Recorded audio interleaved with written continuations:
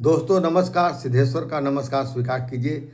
और आज हम पुनः उपस्थित हैं यूट्यूब चैनल पर सिद्धेश्वर की डायरी एपिसोड के 42वें एपिसोड में। और जैसा कि हम प्रत्येक एपिसोड में आपको किसी न किसी लेखक की पुस्तक अथवा किसी पत्रिका के बारे में संक्षिप्त जानकारी देता हूं, पत्रिका नामा पुस्तकनामा के अंतर्गत। तो आज मैं आपके सामने लेकर आया हूं डॉक्टर अनुज प्रभात। डॉक्टर अनुज प्रभात की यह पुस्तक है जो हाल में प्रकाशित होकर आई है, समय की रेत पर। यह पुस्तक जो India net books private limited से प्रकाशित हुई है, इस पुस्तक के बारे में मैं संक्षिप्त जानकारी देता हूं आपको, ताकि आपको इस पुस्तक के बारे में, यह एक ऐसे निबंध की पुस्तक है, कविता कहानी नहीं, निबंध की पुस्तक है, जिसे आप पढ़ें तो निश्चित तौर पर आप बहुत प्रभावित होंगे। क्योंकि इस पुस्तक में एक से बढ़कर एक लेखकों और महापुरुषों के ऊपर इसमें लिखी गई है। जैसे डॉक्टर राधा कृष्णन हुए, और जैसे लाल बहादुर शास्त्री हुए, ईश्वर चंद्र हुए, और देशबंधु चित्तरंजन दास हुए, कई ऐसे लेखक, विपिन चंद्र पाल हुए।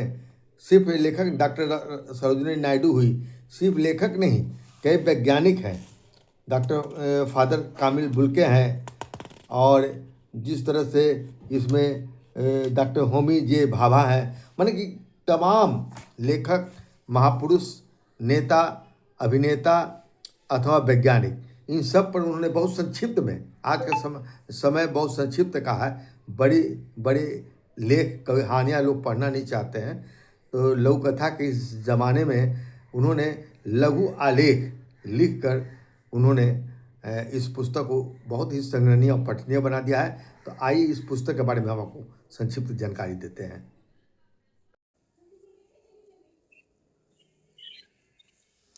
नमस्कार दोस्तों, मैं सिद्धेश्वर और पुनः उपस्थित हूँ मैं अपने साप्ताहिक एपिसोड सिद्धेश्वर की डायरी के अंतर्गत आमने सामने कार्यक्रम में आपको मैं एक साहित्यकार से भेंट करवा रहा हूँ, और वो हैं डॉक्टर अनुज प्रभात। क्योंकि आज मैंने जिस पुस्तक की संक्षिप्त समीक्षा और परिचय आपके सामने दिया, उसके लेखक है डॉक्टर अनुज प्रभात। अब पुस्तक है समय की रेत पर। समय की रेत पर यह पुस्तक जो India net books private limited से प्रकाशित हुई है, और इसके लेखक डॉक्टर अनुज प्रभात की ये दूसरी पुस्तक, मतलब कि इस पुस्तक इसी नाम से 2 पुस्तक प्रकाशित हो चुकी है, समय की रेत पर।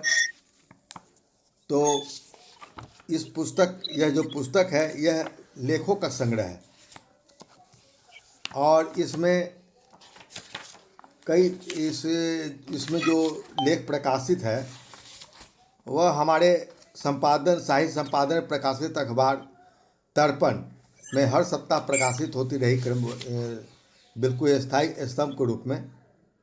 और उसे ही इन्होंने एक पुस्तक का रूप दिया है।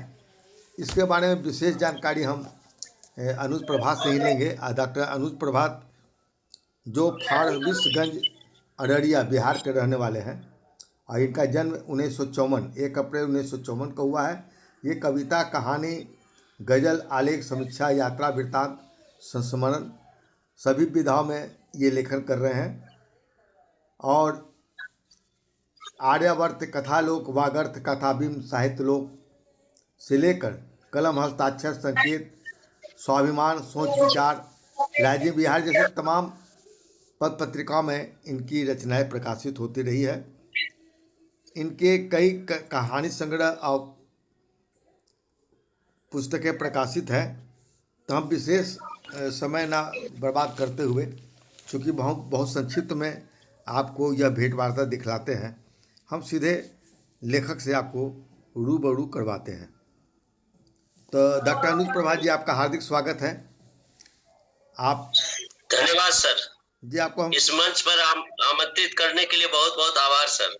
बहुत बहुत धन्यवाद आपका भी कि आप हमारे इस एपिसोड में, जो पहले कई महीने पहले चलते थे और फिर हमने आरंभ किया, तो हमें कई लोगों ने सुझाव दिया और मुझे भी लगा कि हम हर सप्ताह किसी पत्रिका या किसी पुस्तक की संक्षिप्त परिचय दें, सोशल मीडिया के माध्यम से, यूट्यूब के माध्यम से इस तरह के कार्यक्रम नहीं के बराबर है। तो उस सिलसिले में मैं उस लेखक या उस संपादक से भी लोगों को संक्षिप्त में परिचय करवाऊं। तो आज इसी सिलसिले में आपकी जो पुस्तक ये प्रकाशित हुई समय की रेत पर, यह पुस्तक जिसका संक्षिप्त परिचय हमने आज प्रस्तुत भी किया है, तो इसके बारे में आपसे कुछ विशेष जानकारी लेंगे और आपके बारे में जानना चाहेंगे एक छोटी सी भेंटवार्ता के तहत। तो सबसे पहले मैं आपसे जानना चाहूँगा कि आप साहित्यिक लेखन में किस विधा पर आप अधिक लेखन किए हैं? आरंभिक लेखन तो मेरा कविता से हुआ सर जी, और क्रमशः कविता के बाद जो है कहानी पर आया, और फिर धीरे धीरे जो है समीक्षा, पुस्तकों की समीक्षा लिखने लगा। करीब लगभग 40 पुस्तकों की, लोगों की पुस्तकों की मैंने समीक्षा अब तक लिखी है पत्र पत्रिकाओं में। उसके बाद जो है आलेख विधा पर मैं था नहीं एक्चुअली। मैं जो है इन्हीं सब समीक्षा, गजल, कविता या कहानी में ही रहा था। और सबसे मेरे लिए उपलब्धि ये रही कि मेरी पहली कहानी दिल्ली के कथालोक में छपी थी। जी जी। और आप तो कथाकार के रूप में भी चर्चित रहे हैं, आप कहानियाँ अधिक लिखे हैं। सुनने में आया कि आपकी कहानी पर कोई फिल्म भी बनी थी। जी सर, एक मेरी कहानी पर लघु फिल्म बनी है, तीसरी पीढ़ी पर जी। और एक विशेष जानकारी दे दूं, मैं जो है स्क्रीन राइटर एसोसिएशन मुंबई से जुड़ा हुआ हूँ, उसका मेंबर हूँ। और भविष्य में एक फिल्म भी आने की बात है। अभी तो उसका नाम मैं उद्घाटित नहीं कर सकता, लेकिन उसका लेखन मैंने किया है और उसकी शूटिंग वूटिंग हो गई है। मोहन जोशी वगैरह उसमें काम किया है। अच्छा अच्छा। तो देखे क्या होता है उसका। बधाई हो, शुभकामनाएं हो। वो फिल्म आया, हम लोग देखे। इसका मतलब है कि आप लगातार सक्रिय रहे हैं लेखन में, और इसी सक्रियता के कारण सोच विचार पत्रिका के द्वारा आपको सम्मानित भी किया गया था पिछले साल कहानी के लिए। तो मैं यह जानना चाहूँ कि आप कविता से अपने लेखन आरंभ किया आपने, तो फिर कहानी की ओर आप जब मुड़े तो क्या आप कहानी के प्रति आपकी सृजन के प्रति आपकी रुचि कैसे जागी? कहानी सृजन के प्रति रुचि जागी क्या, जो मैंने रेणु के क्षेत्र से रेणु को कहानियां को पढ़ते रहा। उसके बाद मैंने प्रेमचंद को पढ़ा और सब लेखकों को पढ़ा, और फिर अचानक आसपास के देखते हुए जो है कुछ बातें मेरे मन में आई और यूं ही सोचा कि कलम उठा के कुछ लिखने लगा जी। तो लिखते लिखते जो है मेरी कहानी बन गई है। उसके बाद मैं इसे प्रवृत्त हो गया। अब तक आप कितनी कहानियां लिख चुके हैं? अब तक मैं जो है 25 कहानियां लिखा हूँ और लघु कथाएं हैं 30-40। तो पुस्तकें कहानी की कितनी आई है? कितनी पुस्तक? 2 आई है सर। 2 पुस्तकें प्रकाशित हुई है। एक नील पाखी, एक बूढ़ी आंखों का दर्द। अच्छा अच्छा अच्छा। तो और मैं और आज भी आप कहानियां लिख रहे हैं लगातार, बल्कि आप लघु कथा और कविता की ओर भी मुड़ गए हैं। मैं जानना चाहूँगा कि आप अपने समकालीन कथाकारों में किससे अधिक प्रभावित हैं? मैंने कुछ लोगों का नाम उदाहरण में दे सकते हैं। मैं तो सबसे पहले रेणु से प्रभावित रहा, चूंकि उनके कर्म भूमि से ही मैं हूँ। उसके बाद जो है नागार्जुन के बहुत करीब रहा मैं। नागार्जुन को मैंने एक कहानी पढ़ के सुनाया था और उन्होंने लिखा था मेरी डायरी पर, कथाकारों में आपका विकास दिनानुदिन आगे बढ़ेगा, हमारी पीढ़ी का दायित्व आप ही निभाओगे। नागार्जुन साहब मिल चुके हैं, इसका मतलब? जी, नागार्जुन जी से आप मिल चुके हैं, इसका मतलब? जी, 1 महीने के प्रवास में फॉरबिसगंज में थे। अच्छा अच्छा। तो उनके सानिध्य में 1 महीना रहा मैं। तो 20 दिनों तक प्रतिदिन। निश्चित तौर पर नागार्जुन जैसे महान साहित्यकार का आशीर्वाद आपको मिला है, और जिसके कारण आप अनवरत आप अपने सृजन को जारी रखे हैं। आप की मेरी पहली जान पहचान अपने अखबार दर्पण, जिसका मैं साहित्य संपादक रहा हूँ, उस माध्यम से हुई, और उसके बाद मैंने देखा कि आप आलेख बढ़िया लिख रहे हैं, और आपको हमने स्थायी स्तंभ के रूप में आमंत्रित भी किया था। तो ये जो पुस्तक जो हो समय की रेत पर, जिस स्तंभ के तहत आपने काफ़ी अच्छा लिखा, काफ़ी लोग प्रभावित हुए, काफ़ी 2 साल 3 साल से लगातार आपने अखबार में लिखा है। तो आपको यह बात कैसे मन में समाई कि इसकी पुस्तक भी निकालनी चाहिए? सबसे पहली बात तो जो ये आलेख संबंधी बातें मेरे मन में थी नहीं, जो इस तरह कॉलम की तरह लिखूंगा, लेकिन ईश्वर आपने ही प्रेरित किया। जी। जब दर्पण से हमारा संबंध जुड़ा तो आपने कहा कि नहीं, आप एक कॉलम लिखिए। मेरे मन में आया कि अब कॉलम लिखिए, तो कॉलम में क्या, कॉलम के लिए तो कहानी लिखी नहीं जा सकती है, कविता लिखी नहीं जा सकती है, तो कुछ विचार लिखे जा सकते हैं, या फिर किसी खास बिंदु पर लिखा जा सकता है। उसी तब मेरे दिमाग में आया, क्यों नहीं जीवन महापुरुषों या जो भी हैं जिनकी चर्चाएं हम भूल गए हैं, अक्सर गूगल पर है या इन अन्य जगहों पर है, लेकिन पुस्तक के रूप में बहुत से लोगों की जानकारी लोगों तक नहीं पहुंच पाती है। ये विचार मेरे में आते ही मैंने सोचा कि क्यों नहीं कॉलम में जो है उन लोगों के विषय में लिखा था जिन्हें लोग भूलते जा रहे हैं, चाहे वो महापुरुष हो, चाहे राजनीतिज्ञ हो या ऐतिहासिक हो। इन सब के परिप्रेक्ष्य मैंने लिखने का मन बढ़ाया, और फिर आपसे चर्चाएं हुई। सवाल उठा कि इस कॉलम का नाम क्या दिया जाए, और इस ओर जो है कई चर्चाएं हुई, कई बात हुई, ये नाम होते होते अंत में जो है हमारे और आपके बीच एक तारतम्य बना, और समय की रेत पर इसका नाम दे दिया गया।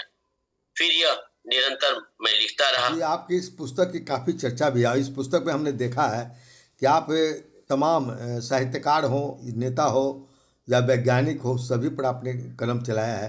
तो सबसे बड़ी बात है कि आप संक्षिप्त में, माने गागर में सागर समेटने का आपने प्रयास किया है, इसलिए पुस्तक काफ़ी चर्चित रही और लोग जान रहे हैं। डॉक्टर राधा कृष्णन से लेकर लाल बहादुर शास्त्री, ईश्वर चंद्र, वल्लभ भाई पटेल, मेजर बिपिन चंद्र, राजेंद्र प्रसाद, इस तरह सरोजिनी नायडू, इस तरह सुभाष चंद्र बोस, इस तरह के तमाम लोगों पर आपने कलम चलाया है, और उसमें कई वैज्ञानिकों पर भी आपने लिखा है, तो जैसे सत्येंद्र नाथ बोस। तो इस तरह मैं देखता हूँ कि यह पुस्तक जो है आपकी काफ़ी मन की, जैसे कुछ लोगों ने सुझाव दिया कि पाठ्य पुस्तकों में भी, मैंने स्कूल कॉलेजों में भी यदि पढ़ाई जाए तो बहुत ही उपयोगी यह पुस्तक हो सकती है। कई लोगों ने कहा है, देखें आगे क्या हो सकता है। और आप, मुझे पता चला है कि इस पुस्तक पर, जहां आज के समय में पुस्तकें प्रकाशक नहीं करना चाहते, वहां पर इस पुस्तक को प्रकाशक ने प्रकाशित किया, India net book private limited ने।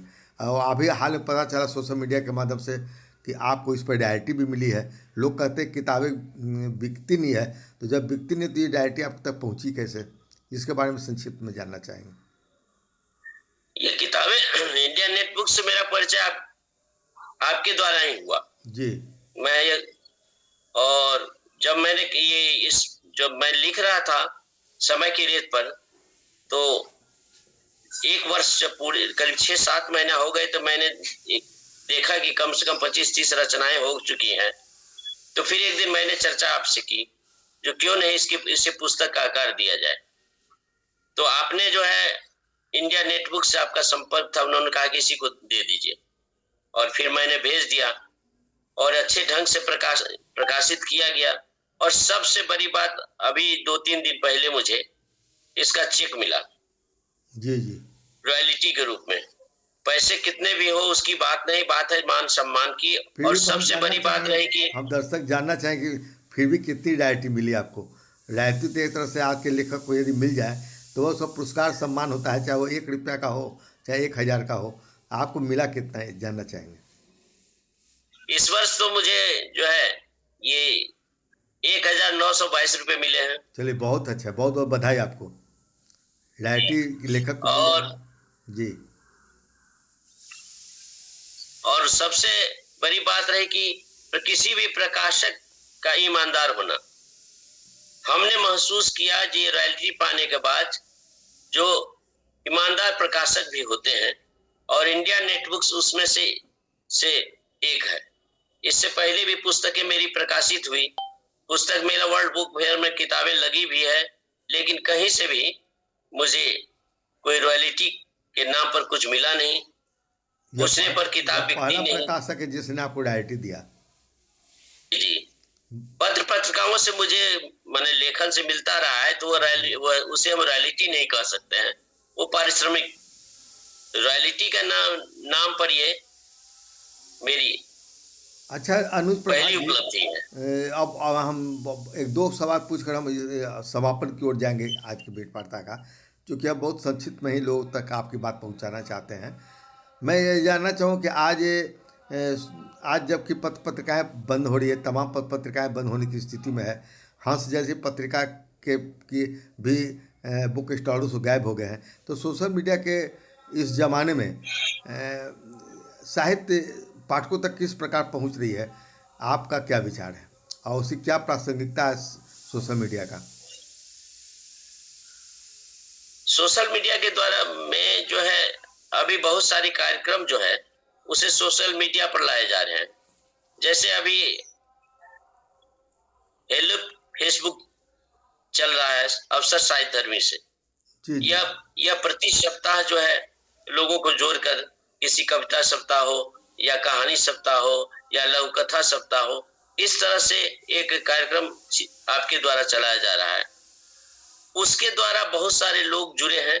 मैं तो महसूस किया कि उसमें प्रभारी रहते हुए जो मैंने महसूस किया कि कम से कम 200 लोग जुड़ गए हैं। और इसके द्वारा जो YouTube पर जो रखा जाता है या अखबारों में इसका जो वर्णन दिया जाता है या कार्यक्रम को जो अखबार में प्रकाशित किए जाते हैं, यह इससे फैलाव हो रहा है। इस तरह के कार्यक्रम होने चाहिए।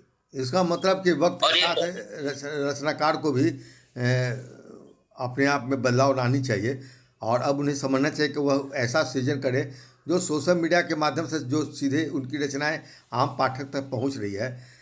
तो निश्चित तौर पर लेखन ऐसा हो जिसे सोशल मीडिया पर अधिक पढ़ी जाए। जी। अभी तो लोग गजल भी लिख रहे हैं, तो गजल भी जो है उनके लेखन को लोग गा रहे हैं जी। और गा के जो सोशल मीडिया पर यूट्यूब पर डाल रहे हैं। आपकी कई गजलें पर वीडियो एल्बम बने हैं, तो हम आपके इस साहित्य सृजन जो आप लगातार कर रहे हैं, आगे बढ़ रहे हैं, तो हम आपको बहुत बहुत बधाई देते हैं, शुभकामनाएं देते हैं कि आप इसी तरह अनवरत आगे बढ़ती रहें। और हम पुनः फिर आपसे मिलकर साहित्य से संदर्भित कुछ और फिर बातें करेंगे और लोगों के सामने आपकी बात पहुंचाएंगे। यह खुशी की बात है कि आपने आज के समय में जब किसी के लिए कोई कुछ करता है, सहयोग कर देता है, लोग भूल जाते हैं। आप हमारी सारी बातों को भी आपने अपनी भेंट वार्ता में भी आपने सामने रखा, आप याद रखते हैं। यह एक साहित्यकार की ईमानदारी होती है। बहुत बहुत धन्यवाद डॉक्टर अनुज प्रभा जी। फिर आपसे मुलाकात होगी। आपसे विदा चाहेंगे, आपके 2 शब्द केवल आप देते हुए आप हमसे विदा लेंगे कि आज के साहित्यकारों को क्या चाहिए, आज के पाठकों को क्या चाहिए, बहुत संक्षिप्त आप बतलाएं। आज के पाठकों की सबसे बड़ी कमी है क्या, वो जो अध्ययन नहीं करते हैं जी। सबसे आप जो लेखन करते हैं तो आप में एक छवि बनती है जो किस तरह का लेखन कर रहे हैं जी जी। यदि आप अध्ययन नहीं करेंगे तो आपके भीतर वो क्षमता ऊर्जा जमेगी नहीं आएगी। पढ़ने से क्या मैंने महसूस किया है खुद, जब मैं पढ़ता हूं तो कुछ बातें मेरी आ जाती। कहानी में लिखा हूं, लेकिन पढ़ने के बाद जो मेरे मन में आया जो इस तरह की बातें जिस समाज में ये भी है, तो फिर उसके बाद मेरे मन में भाव उत्पन्न हुआ और मैं उसे ढाला हूं, तब लिखी चली गई है। ये बहुत पाठक की बात सामने है। में कुछ अब लेखक की बात बताइए 2 मिनट में कि लेखक को क्या, आज के नए लेखक जो है या पुराने, आज जो सृजन कर रहे हैं उनको क्या चाहिए? आज जो सीजन करे, सबसे पहली ना, बात तो लेखक है के कि बारे में वे तो आपने बताया ही कि उनको पढ़ना चाहिए, अध्ययन करना चाहिए, तभी बेहतर लिख सकते हैं। हम पाठक के बारे में जानना चाहेंगे कि आज के पाठकों को क्या चाहिए।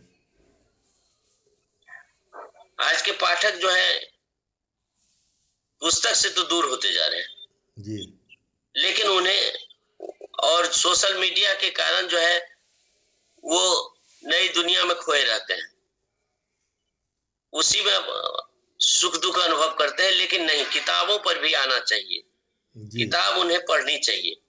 किताबें जो है, जो आपको वो चीज दे सकती है जो सोशल मीडिया नहीं दे सकती, में जो बातें आती है वो नहीं दे सकती है। गूगल पर हो या फेसबुक पर हो, ये सब बातें आती है, लेकिन पुस्तक में जिस ढंग से लिखी जाती है, उसमें जिस ढंग से वर्णन किया जाता है, जी या वह पढ़ने के बाद जिस प्रकार से आपके मस्तिष्क को सचेतन कर सकती है, आपके मस्तिष्क को में वो बातें जिस ढंग से लाएगी, वो दूसरे माध्यम से नहीं आ सकती। इसलिए किताबों को करने पर ध्यान दीजिए। थोड़ा मैं आग्रह करूंगा पाठकों से, किताबों पढ़िए, चलिए, चाहे आपके कहानी माध्यम से की हो आपका या संदेश पाठक तक पहुँचे। इस माध्यम से सोशल जी। मीडिया की तो अपनी उपयोगिता है ही, लेकिन हम जो पुस्तक पहले से प्रकाशित होती रही है, आवाज़ भी छप रही है, उसकी प्रासंगिकता भी कम नहीं है, उपयोगिता कम नहीं है। और आज भी पाठक भले उनकी संख्या कम हो, लेकिन आज भी पुस्तकें बिक रही है, खरीदी जा रही है। यह मुझे आपसे पता चला। बहुत बहुत धन्यवाद डॉक्टर अनुज प्रभा जी। पुनः मैं आपसे मुलाकात करूँ, दो आपसे शब्द बात कहना करूँ। चाहूंगा, जी दो शब्द मैं कहना चाहूंगा। एक लेखक को प्रेरक भी मिलना चाहिए। जी यदि आप लिख रहे हैं तो आपको प्रेरित करने वाला भी होना चाहिए, जी बिल्कुल। या साहित्यिक मित्र हो या आसपास के मित्र हो। हमने बहुत दिनों से लिखा, लेकिन उस अनुपात में पहले नहीं लिखा जिस अनुपात में इन 2 वर्षों से मैं लिख रहा हूं। और मैं आपका आभारी हूं जिसमें प्रेरक आप रहे हैं, और मैं इंडिया नेटबुक्स के प्रति आभार व्यक्त करता हूं आपके इस इंटरव्यू के माध्यम से, जिन्होंने मेरी समय की रेत पर के बाद समय के क्षितिज पर प्रकाशित किया। और तीसरी किताब जो है अपने समय के साक्ष्य प्रकाशन की ओर है। चलिए, बहुत बहुत धन्यवाद। नमस्कार। फिर मुलाकात आपसे होगी। सुप्रभात। नमस्ते। सुप्रभात। धन्यवाद इस इंटरव्यू के लिए। जी आपको नमस्कार। आभार। तो दोस्तों, अभी आप देख रहे थे और सुन रहे थे समय की रेत पर पुस्तक के लेखक डॉक्टर अनुज प्रभात, जो अररिया से सीधे हमसे सोशल मीडिया के माध्यम से जुड़े थे और अपने विचार आपके सामने रख रहे थे। हम आपके प्रति बहुत बहुत धन्यवाद देते हैं कि आपने हमारे इस कार्यक्रम को देखा, सुना, और आप अपनी प्रतिक्रिया हमें कमेंट बॉक्स में अवश्य देंगे, और हमारे चैनल को सब्सक्राइब भी करेंगे, ताकि हम इस तरह के साहित्यिक कार्यक्रम आगे भी आपके देते रहें और उसमें और बेहतरीन सुधार भी कर सकें। बहुत बहुत धन्यवाद। सिद्धेश्वर का नमस्कार स्वीकार कीजिए। धन्यवाद।